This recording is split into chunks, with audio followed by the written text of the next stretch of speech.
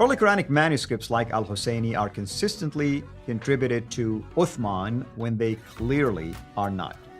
Muslims must consider the possibility that the standard Islamic narrative, when it comes to the Quran, is not the true story of how the Quran came into existence.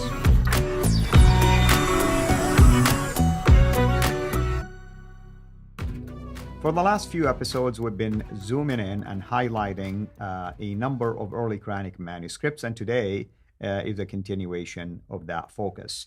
We are going to talk today about a manuscript that is found in Egypt. It's called Al-Husayni, basically manuscript. And with me here, of course, to unpack, the background behind this manuscript is Dr. Jay Smith. Dr. Jay, thank you again, and welcome back. Thank you. Now, before we get into the Husayni, I want to just point out something. I have another manuscript here that is not part of the six that Altıkılıç looked at. This is the St. Petersburg manuscript that is in St. Petersburg in Russia. There are other ones. Interestingly, when you look at the cover in the English, it's in Russian and English, it says the Quran of Uthman. Mm-hmm. It says the Quran of Uthman, and then you look at it and you open it up, and you will see that when you actually look at it, it's whoops, I have it upside down here. Let's get it right side up. When you look at it, it's got many of the same problems. This is the Hijazi script, much like the Petropolitanus, very similar to the Petropolitanus and also to the Ma'il that we looked at earlier. And you notice it's very similar to that. It doesn't have any diacritical marks. It does not have any vowelization, the 5 dots or the 3 vowels in any of these. It does have some medallions where the verses are, more so than those do. So this is probably even after those. But they're claiming that this is Uthmanic. Yet this is surely, and this one is a late 8th century, early 9th century that has been dated. So they always say Uthman here. I just want to point out this one here. The Musaf al-Sharif attributed to Uthman ibn Affan. Again, this is attributed. Why do they keep doing that? Well, because this is the popular notion that all of these manuscripts come from Uthman. Right. Remember, Uthman only had one, and none of these are the same. Take a look at this one. This is a completely different script. This is the Kufic script. That's the what they call the Hijazi script. Completely different script. This is a much later script, much more stylized, much more beautifully, much more handicraft, proving that this is a much later state, still attributed to Uthman. And that's the lie that we have to be careful with. A lot of the Muslims are just lying through the teeth. Now, at least it says attributed. And Altıkılıç in the introduction is very careful to say, as we've noted, that he says none of these are from Uthman. So he does say that. Then why does he keep it on the cover? Well, like you said, it's the popular view. It's the popular. Let's go to the Husayni one and let's take a look at this one here. Here you can see it's a huge manuscript. Monumental, yeah. It's monumental. It's doubly monumental. You don't stick that in your back pocket and walk around town with it. So it is certainly after late 8th century, even 9th century. And most of these most of the scholars are putting this to the 9th century. You can see it has much like the other ones. You have large drawings. These are geometric drawings. In fact, when you look at this, they actually go into these drawings, showing them where they come from different mosques. And that's why you can pretty well know that this is also a later script from that. Conclusion of Altıkılıç and Ekmel el-Sanlu on the Husayni manuscript. First and foremost, they say right from the beginning, this is not Uthmanic. It is dated from the early to mid 8th century. Other scholars like Dorosh put it to the 9th century. Mm-hmm. So that's where a dispute comes in. Again, you're talking about 100 years difference in their dating.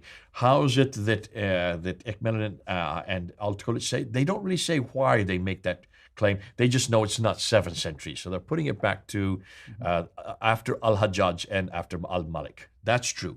They're making it in the 8th century. It was stated that the Cairo copy, and this is the Husayni manuscript, might have been written on the order of the Abd-Aziz ibn Marwan, the governor of Egypt. However, the reason for reaching this conclusion has not been explained. This is their quote.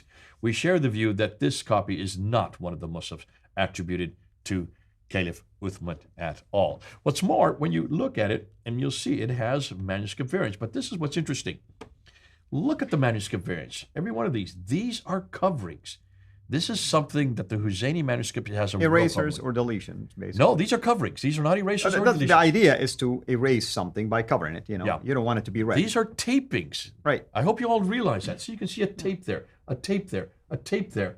Look at that. They're taping over, covering over top 1, 2, 3, 4, 5, 6 on this page right here. When you're doing that, you're right. They're erasing, they're That's the category. censoring Yeah. it. Yeah. So when Dan Brubaker looked at this, he says, wow, they're not even trying to hide it. They're not even writing over top of it. They're not even including. They are, but we'll never know until we are able to give. You can see a little bit of the line. You can see a little of one that's coming from below. We will never know what's on what they're covering because it's now been censored. So what has been left behind? Whatever matches today's Quran. Whatever matches this Quran, the Hafs text, the consonantal text. Here's one especially. This one is almost laughable. I'm not even going to go into all of that. Actually, 1, 2, 3, 4, 5, 6, 7, 8 different coverings on just one page. It is so censored that what's left over almost just looks like chicken scratches. So you can see, you can hardly read it. You would even have a hard, well, you can't read because of the dots and the vowels are missing as well. But can you see, there is so much censorship on this manuscript that it's hard to take this seriously. And yet this is the problem that Muslims aren't aware of. And you Muslims who are watching this, you've got to show us and you've got to prove with us that this could be anything near what we have written, even at the time of Abdul Malik and Al-Hajjaj. This has been attributed to Uthman. It has nothing to do with Uthman, much, much later. And yet all these coverings, all these erasers, all these coverings over top and writing over tops, that you do that when you're trying to standardize it, when you're censoring it, full of censorship here, proving that even after Al-Hajjaj and Malik, they're still censoring it, they're still covering it. So it matches the consonantal text of this. Now stop and think, when was this chosen? This was chosen during the Ottoman period as the official text. Right. The Ottomans come to power in 1299. That means almost every one of these corrections are done after 1299, the 13th century. If you want to So take it between back the to the 13th Hafs, century up till the 1924, almost all these corrections were done.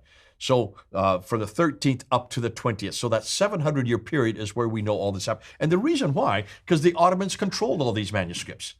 Remember, the Ottoman Empire controlled Baghdad and Damascus. They controlled all the material that was that they dispersed to all the different cities. Now, of course, the ones that are in London and Paris didn't used to be in London and Paris. They were then bought by the British Library. They were bought by the Bibliothèque Nationale, but they came from other sources, from other parts of the Muslim world. During the Ottoman Empire, you can then see why you had wholesale censorship, standardization to bring it down so it matched the consonantal text that we see now, what we call the Hafs text that was chosen in 1924.